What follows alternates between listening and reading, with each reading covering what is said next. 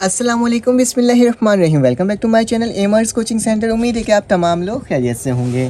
तो स्टूडेंट, आज का जो लेक्चर है वो आपका क्लास फर्स्ट ईयर की जो न्यू बुक आई है फिज़िक्स की, उसके न्यूमेरिकल्स के सलूशन से रिलेटेड है। मैंने आपको क्या किया है स्टूडेंट, इससे पहले फर्स्ट ईयर की जो न्यू बुक आई है मैथमेटिक्स की पंजाब बोर्ड की, उसके भी तमाम सवालात मैं सॉल्व करवा रहा हूँ। अब जाकर उसे भी चेक कर सकते हैं। तो चलो आ जाओ, वक्त को ज़ाया किए बगैर स्टूडेंट जल्दी जल्दी से फिज़िक्स के न्यूमेरिकल्स को सॉल्व करते हैं।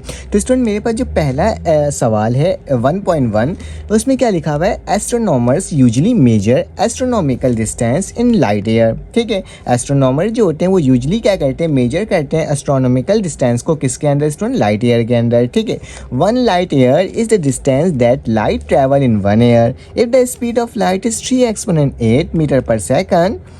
What is the 1 light year in metre. अगर लाइट की जो डिस्टेंस है स्टूडेंट वो क्या है, 3 एक्सपोनेंट 8 मीटर पर सेकंड है, तो एक साल के अंदर लाइट की कितना डिस्टेंस कवर करेगा वो स्टूडेंट हमें क्या करना है, इस सवाल के अंदर मालूम करना है।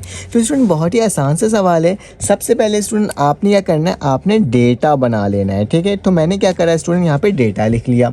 डेटा फाइंड आउट करने का तरीका क्या होता है, जो सवाल में लिखा हुआ होता है स्टूडेंट वही वैल्यू को लिखते हैं। तो स्टूडेंट हमारे पास स्पीड ऑफ लाइट गिवन है। ठीक है, स्पीड ऑफ लाइट को हम वेलोसिटी कह सकते हैं, और वेलोसिटी स्टूडेंट किसके इक्वल होता है, v के इक्वल होता है, और उसकी जो वैल्यू है वो क्या है, 3 exponent 8 metre per second. Student मैंने ये लिख दिया।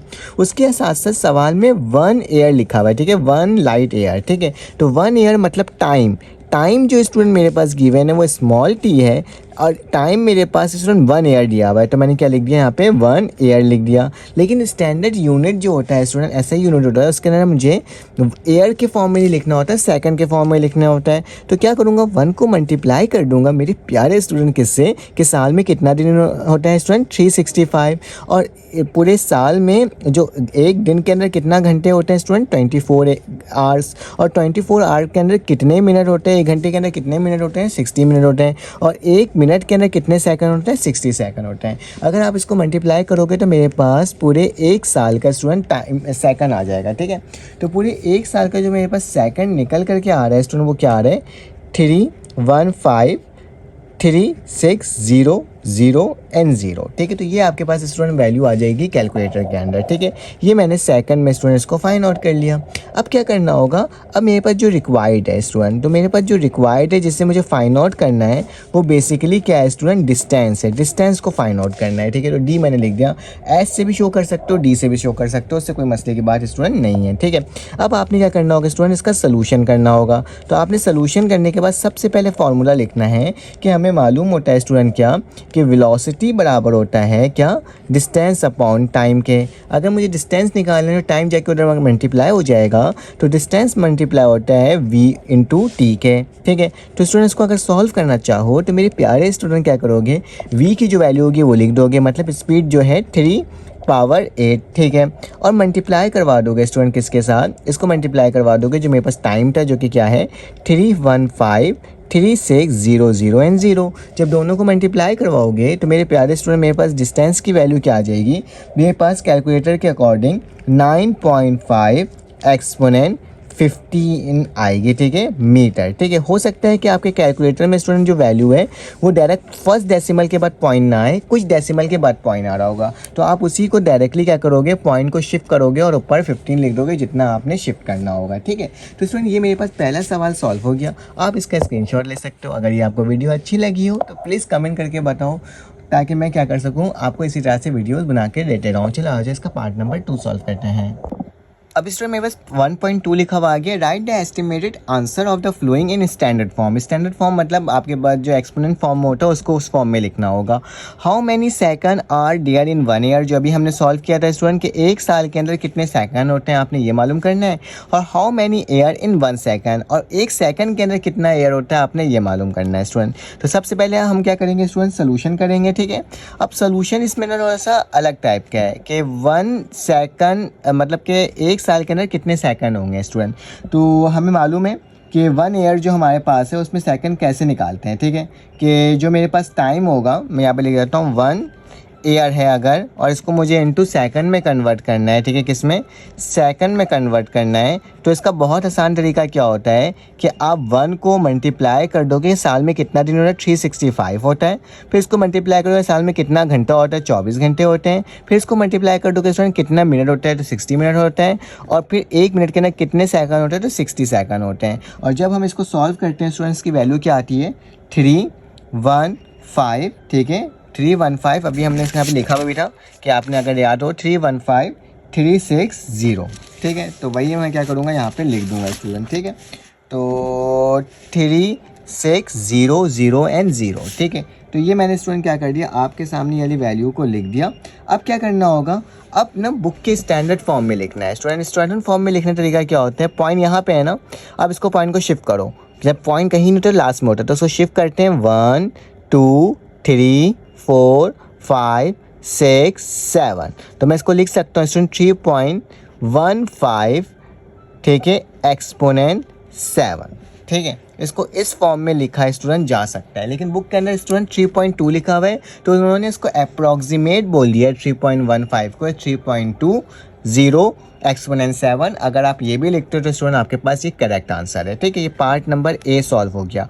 पार्ट नंबर बी सॉल्व करने का तरीका क्या होगा, how many air in 1 second, ठीक है, अब एयर मालूम करना है स्टूडेंट, तो वही लिखूंगा कि 1 एयर मैंने लिखा है यहाँ पे स्टूडेंट, जो कि बराबर है किसके स्टूडेंट, सेकंड के, ठीक है, तो 1 सेकंड के अंदर कितना एयर होगा, ठीक है, तो स्टूडेंट इसको सॉल्व करने का तरीका क्या हो जाएगा कि सेकंड तो मुझे मालूम है कि मेरे पास किसके बराबर है, मेरे पास बराबर है स्टूडेंट 3153600 के, ठीक है, ये तो मुझे मालूम है कि एक साल में इतना सेकंड होता है, ठीक है, तो अब मुझे क्या करना होगा, मुझे बेसिकली एयर निकालना है ना स्टूडेंट, कि कितना एयर होगा, तो मैं इसको लेट कर लेता हूँ कि ये मेरे पास स्टूडेंट किसके बराबर है, लाइक मैं बोल सकता हूँ ये एक ही एयर है, ठीक है, अब मैं इसमें लेट कर लूँगा स्टूडेंट ये x है, ठीक है, मैं क्या लेट कर देता हूँ कि x बराबर है स्टूडेंट 1 के, ठीक है, मुझे 1 सेकंड मालूम करना है ना, तो x बराबर है 1 के, और मैं क्या करूँगा इसी x को मल्टीप्लाई करवा दूँगा किससे, 3133600 से, ताकि मेरे पास एक साल की वैल्यू निकल जाए, ठीक है,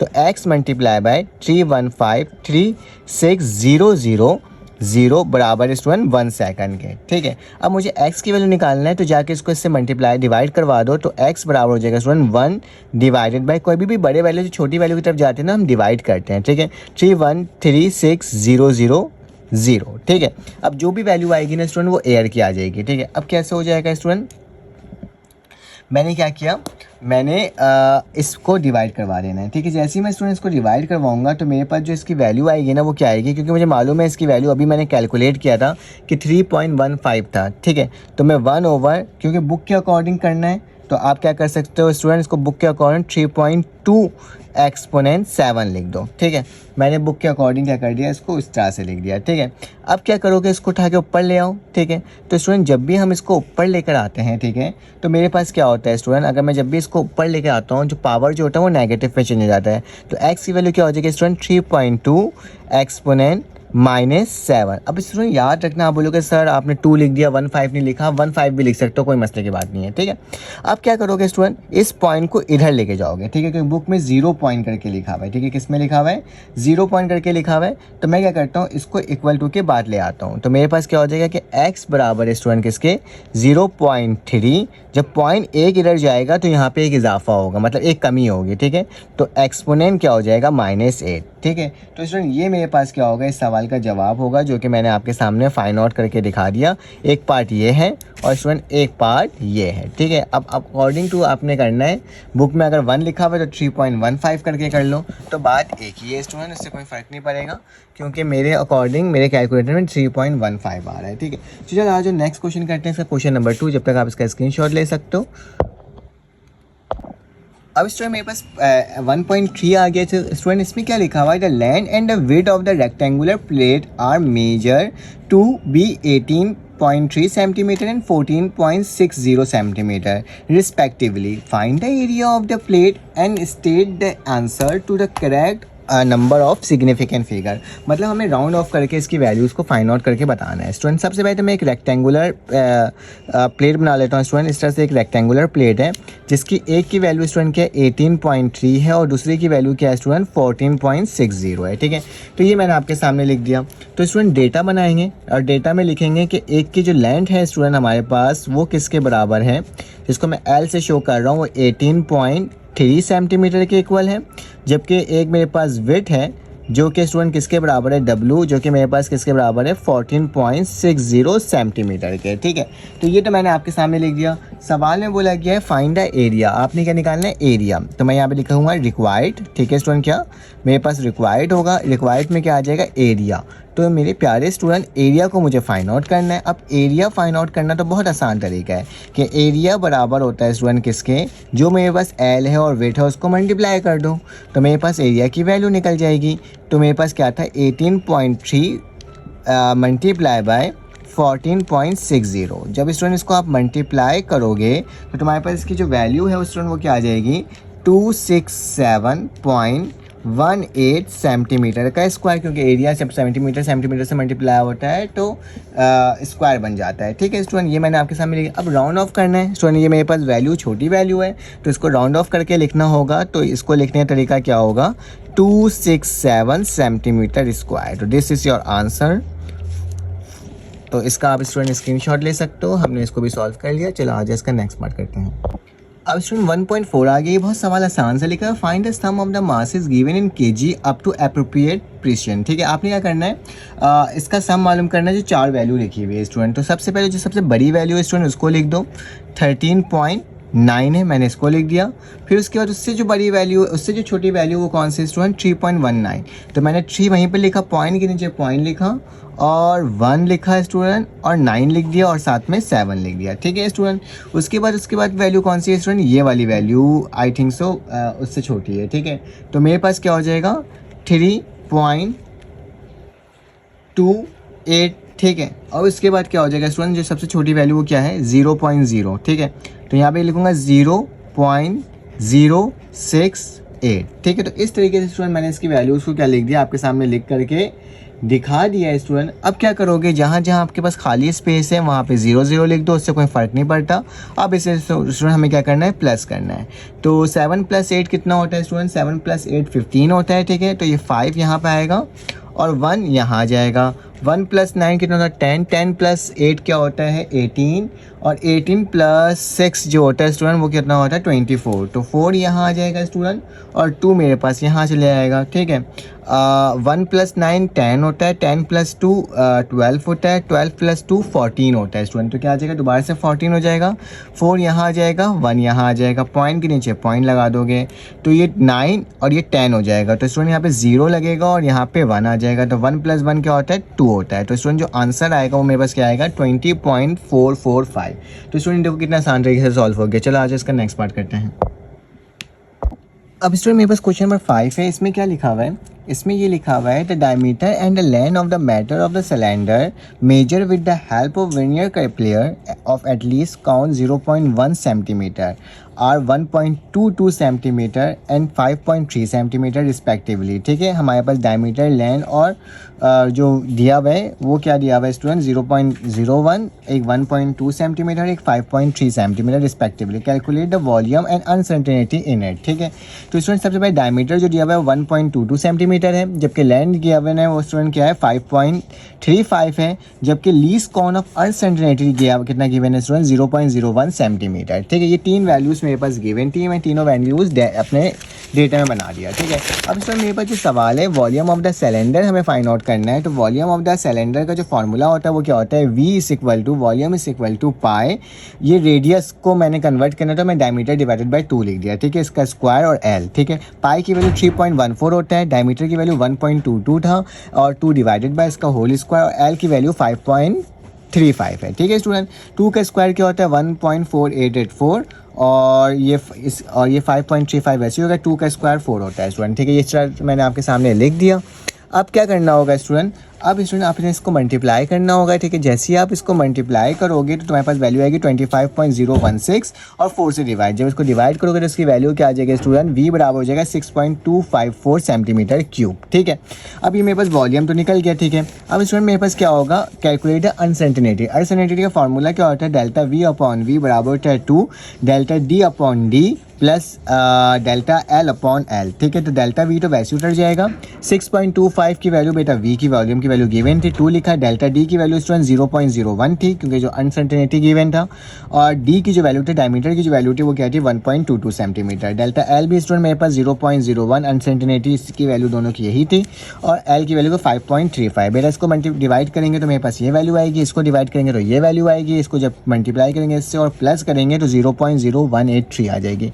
6 यहाँ पे डिवाइड हो रहा है, वहाँ जाके मल्टीप्लाई हो जाएगा, तो स्टूडेंट मल्टीप्लाई करने के बाद क्या वैल्यू आ जाएगी 0.1 सेंटीमीटर, ठीक है। तो फाइनल आंसर क्या होगा बेटा, v plus delta we plus minus delta we. तो मेरे पास क्या आ रही है 0.1, तो इसको मैं कुछ इस तरह से लिख सकता हूँ कि 6.2 प्लस माइनस 0.1। तो दिस इज योर आंसर, जो कि मैंने क्वेश्चन नंबर 5 आपको निकाल के दिखा दिया।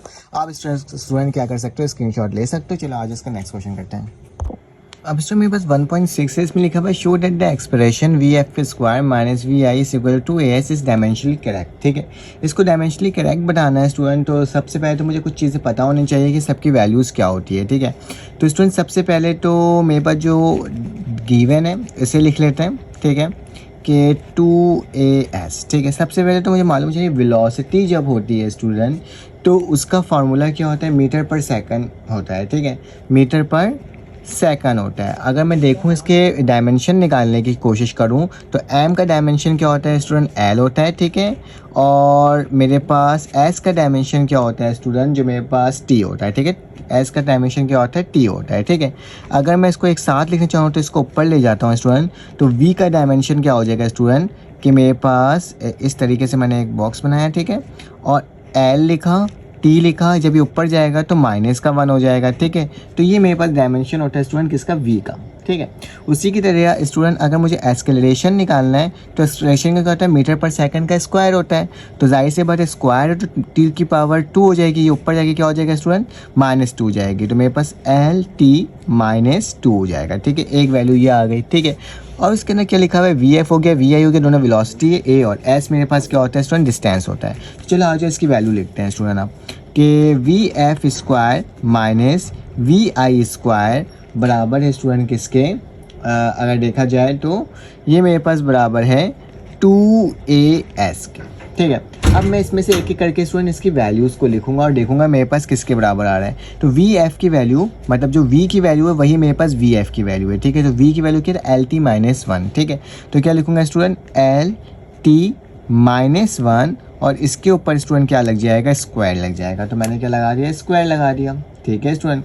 कोई मसले की बात यहाँ तक नहीं है, ठीक है। अब क्या करूँगा, अब मेरे पास जो दूसरी वैल्यू है उसको भी लिख लेते हैं। दूसरी वैल्यू बेटा माइनस लगा हुआ है, वी एफ का स्क्वायर है, तो वी एफ का स्क्वायर मतलब वही मेरे पास क्या है स्टूडेंट, एल टी और यहाँ पे क्या हो जाएगा -1 और यहाँ पे क्या हो जाएगा स्टूडेंट, इसका स्क्वायर हो जाएगा, ठीक है। ये मैंने आपके सामने लिख दिया, इक्वल टू का निशान। 2 बेटा मैंने वैसे ही लिखा क्योंकि 2 की कोई वैल्यू कांस्टेंट होती नहीं है, ठीक है। और a की वैल्यू क्या है बेटा, a की वैल्यू है एल टी -2। उसी तरह से s की जो वैल्यू है स्टूडेंट वो क्या है, मेरे पास l है, सॉरी t है। तो मैंने क्या लिख दिया यहाँ पे, t लिख दिया, ठीक है। यहाँ तक तो स्टूडेंट आपको कोई मसले की बात नहीं हुई होगी, ठीक है। सॉरी मीटर पर सेकंड ये टाइम था, ठीक है। ये जो एस है वो डिस्टेंस हो रहा है काउंट, ठीक है। तो ये मेरे पास एल होगा, ठीक है। ये 2as is not a time. आपको पता होगा कि फर्स्ट ये जो इक्वेशन ऑफ मोशन होता है उसके अंदर स्टूडेंट ये जो एस होता है वो बेसिकली डिस्टेंस शो कर रहा होता है, और एस मेरे पास क्या होगा, एल के बराबर होगा, ठीक है स्टूडेंट। अब क्या करोगे, क्योंकि अगर ये नेगेटिव होगा तो कैंसिल आउट हो जाएगा, तो इसमें से किसी एक को उठा के इक्वल टू के बाद ले जाओ, ठीक है। तो ये क्या हो जाएगा, एल टी -1 और इसके ऊपर जो स्क्वायर लगा हुआ है मैंने इसको स्क्वायर को वैसे ही रहने दिया, ठीक है। और मैंने क्या करा स्टूडेंट, इसमें से एक वैल्यू उठा के उधर ले गया, तो ये क्या हो जाएगा 2 और यहाँ पे एल टी -2 वैसे ही रखा, और ये स्टूडेंट मेरे पास एल है इसको भी मैंने वैसे ही रखा, इसको उठा के उधर ले गया तो प्लस का क्या हो जाएगा स्टूडेंट, एल टी -1 का होल स्क्वायर, ठीक है, इसको इक्वल टू के बाद ले आया, ठीक है स्टूडेंट, यहाँ तक तो कोई प्रॉब्लम की बात नहीं होगी, ठीक है। अब स्टूडेंट ज़रा गौर से देखा जाए कि मेरे पास इसकी वैल्यू अब हो क्या आ रही है, अब इसको सॉल्व कैसे किया जा सकता है, ठीक है। सबसे पहली बात तो ये होती है, ठीक है, तो स्टूडेंट ये एल इसके साथ मल्टीप्लाई हो रहा है, ये क्या हो रहा है, ये एल इसके साथ मल्टीप्लाई हो रहा है, तो मेरे पास स्टूडेंट पहले तो इसका स्क्वायर ले लो, स्क्वायर क्या होगा बेटा, एल का स्क्वायर टी -2 का स्क्वायर, क्योंकि दोनों में होल स्क्वायर हो गया तो मैंने दोनों में स्क्वायर स्क्वायर लगा दिया स्टूडेंट, ठीक है।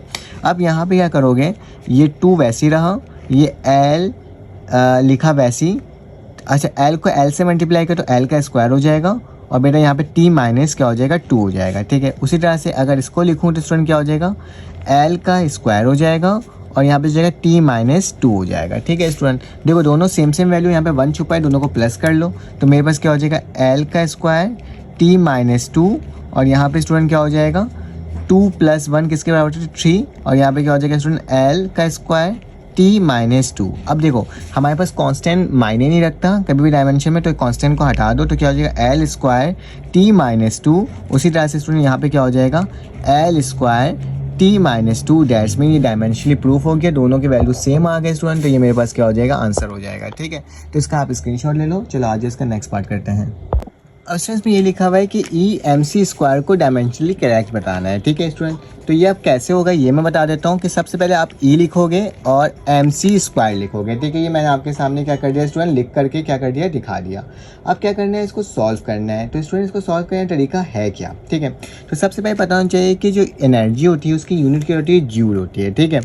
तो और जूल जो होता है वो स्टूडेंट किसके बराबर होता है वो मैं आपको बता देता हूँ। वो बराबर होता है बेसिकली मेरे पास जो इसकी जो डायमेंशन बनती है, ठीक है, वो क्या बनती है M L square T inverse 2, ठीक है, ये इसके बराबर होती है, ठीक है। अब मुझे इसको भी सॉल्व करना और देखना है इसकी वैल्यू वो बराबर आ रही है कि स्टूडेंट नहीं आ रही है, ठीक है।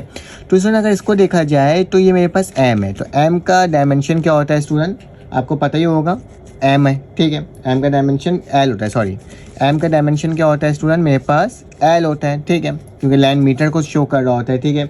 जबकि स्टूडेंट मेरे पास ये जो सी है ये स्पीड होता है, ठीक है, और सी जो स्पीड जो होगा मेरे पास वो किसके बराबर होता है स्टूडेंट, वो मेरे पास बराबर होता है मीटर पर सेकंड के बराबर होता है, ठीक है।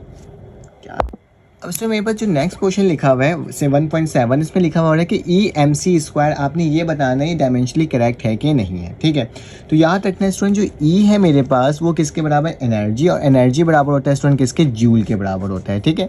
ये मेरे पास किसके बराबर होता है, जूल के बराबर होता है। मास जो है यहाँ पे बेटा जो एम है वो बेसिकली क्या है, मास है, और मास बराबर होता है स्टूडेंट के जी के, ठीक है। उसी तरीके से अगर सी बोला गया है तो सी यहाँ पे क्या होता है स्टूडेंट स्पीड, और स्पीड जो बराबर होता है वो मीटर पर सेकंड के बराबर होता है, ठीक है। ये इन तीनों के बराबर होता है। बेटा ई की जगह क्या लिख दूंगा मैं, जूल लिख लूँगा, ठीक है।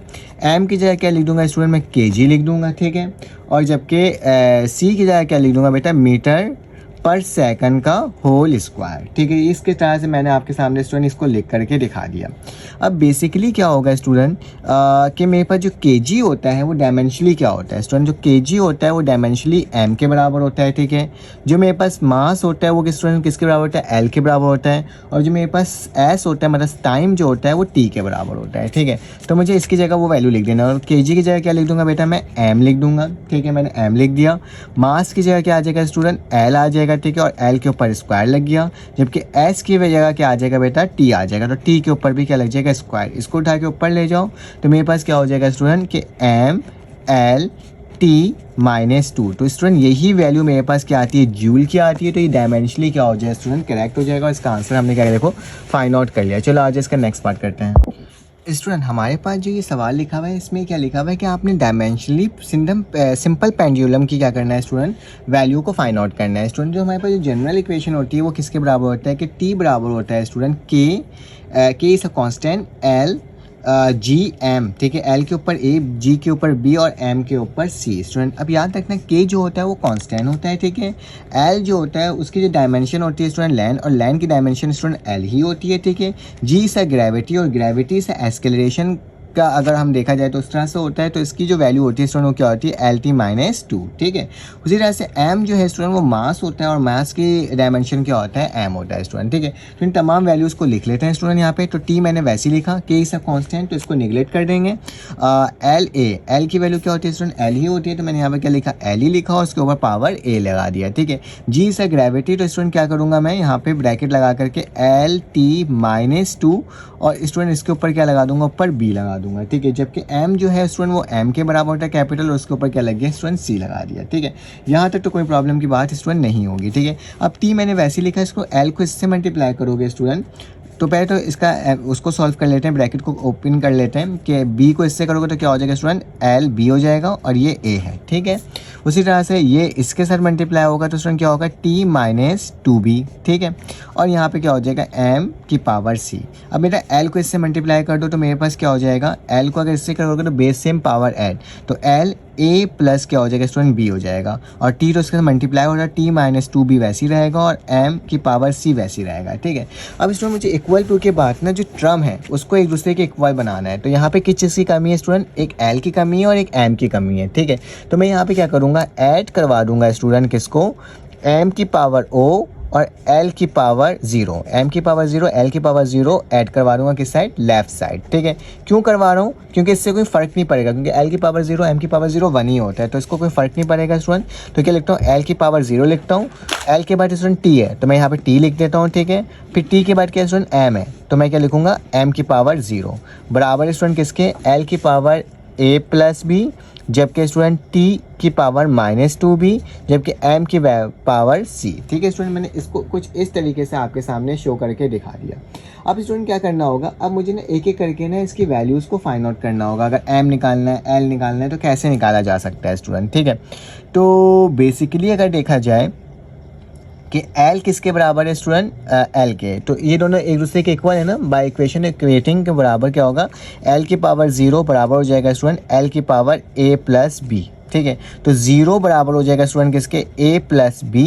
तो मैं ये कह सकता हूँ कि मेरे पास जो भी वैल्यू a की होगी वो क्या होगी, वो माइनस का b होगा, ठीक है। वो क्या होगा, माइनस का b, ठीक है। अब मैं दूसरी वैल्यू निकालता हूँ स्टूडेंट t की, तो t बराबर है स्टूडेंट किसके, t की पावर -2b के, ठीक है। तो ये t से t कटेगा तो यहाँ पे क्या बचेगा, 1 बराबर है -2b के। अगर b निकालना चाहते हो तो यहाँ पे 2 क्या हो रहा है बेटा, मल्टीप्लाई हो रहा है, वहाँ जाके क्या हो जाएगा, डिवाइड, तो b बराबर हो जाएगा -1/2 के, ठीक है। अब स्टूडेंट b की वैल्यू निकल गई है, इसके अंदर पुट कर दो तो a की वैल्यू निकल जाएगी। तो a की वैल्यू क्या हो जाएगी बेटा, माइनस माइनस प्लस का 1/2, क्योंकि माइनस जब माइनस से मल्टीप्लाई होगा तो 1/2, और ये b की वैल्यू क्या हो जाएगी, माइनस का 1/2, ठीक है स्टूडेंट। अब मेरे पास आखिरी है m बराबर है c के, तो क्या लिखूंगा, m0 बराबर है mc, डैट्स मीन c बराबर है स्टूडेंट 0 के। तो ये मैंने a b c की वैल्यू निकाल दी। अब इन तीनों की वैल्यूज़ को पुट कर दूंगा इसके अंदर ताकि मेरे पास डायमेंशन निकल जाए, ठीक है। तो मैं नेक्स्ट पेज की जारी चलता हूँ और बताता हूँ आपको कैसे करना है स्टूडेंट। तो मेरे पास जो a की वैल्यू है मैं यहाँ पे लिख देता हूँ, a की वैल्यू है स्टूडेंट वो क्या आई है मेरे पास, 1/2 आई है, ठीक है। यहाँ पे दोबारा लिख देता हूँ कि a की जो वैल्यू है स्टूडेंट वो मेरे पास क्या आई है, 1/2, b की वैल्यू आई थी -1/2, जबकि c की वैल्यू आई थी स्टूडेंट 0, ठीक है। तो ये मैंने आपके सामने स्टूडेंट लिख दिया है, ठीक है। अब क्या करना होगा, अब जो मेरे पास कॉन्स्टेंट था तरीका लिखने का वो क्या था, t बराबर है k, l के ऊपर a था, g के ऊपर स्टूडेंट क्या था, b था, जबकि m के ऊपर क्या था स्टूडेंट c था, ठीक है। यही था ना, इसके अलावा तो और कुछ और नहीं था। तो ये मैंने क्या कर दिया आपके सामने इस तरीके से लिख दिया। अब सब की वैल्यू को स्टूडेंट क्या करेंगे, पुट करेंगे, ठीक है। अब पुट करने का तरीका क्या होगा, पुट करने का तरीका वही होगा, t मैंने वैसे ही लिखना है, k की जगह मैंने k लिख दिया, l की जगह a की पावर 1/2 है तो l के ऊपर 1/2 हो जाएगी, ठीक है। g की वैल्यू क्या है स्टूडेंट, g की वैल्यू जो है मेरे पास माइनस का 1/2 है, तो माइनस का 1/2 हो जाएगा, और m के ऊपर क्या आ जाएगा स्टूडेंट 0, तो ये मैंने क्या लिख दिया, 0 ही लिख दिया, ठीक है। 0 की मतलब 1 होता है, ठीक है। तो t वैसे ही लिखा स्टूडेंट, k वैसे ही लिखा, l की पावर 1/2, g की पावर माइनस का 1/2, ये 1 होता है तो उसको लिखने की ज़रूरत नहीं है बेटा, माइनस है नीचे ले जाओ तो डिवाइड हो जाएगा स्टूडेंट। तो क्या लिखूँगा, k लिखूँगा, l की पावर 1/2 डिवाइडेड बाय g की पावर 1/2। बेटा 1/2 का मतलब क्या होता है मेरे पास, रूट, तो मैं क्या लगाऊंगा, रूट लगाऊंगा, l/g लिख दूंगा, ठीक है। तो ये मेरे पास देखो वैल्यू निकल करके आ गई जो मुझे बनाना था इक्वेशन ऑफ पेंडुलम। तो तो वो मेरे पास स्टूडेंट क्या हो गया, बन करके आ गया। यही मेरे पास इक्वेशन ऑफ पेंडुलम होता है, जिसको हमने इतने आसान तरीके से स्टूडेंट सॉल्व कर लिया और ये पूरा एक्सरसाइज हमारे पास सॉल्व हो गया। तो इंशाल्लाह आपसे मुलाकात होगी एक न्यू वीडियो में। जब तक के लिए अपना ख्याल रखें, अपने ख्याल रखें, दुआ में रखें। अल्लाह हाफ़िज़।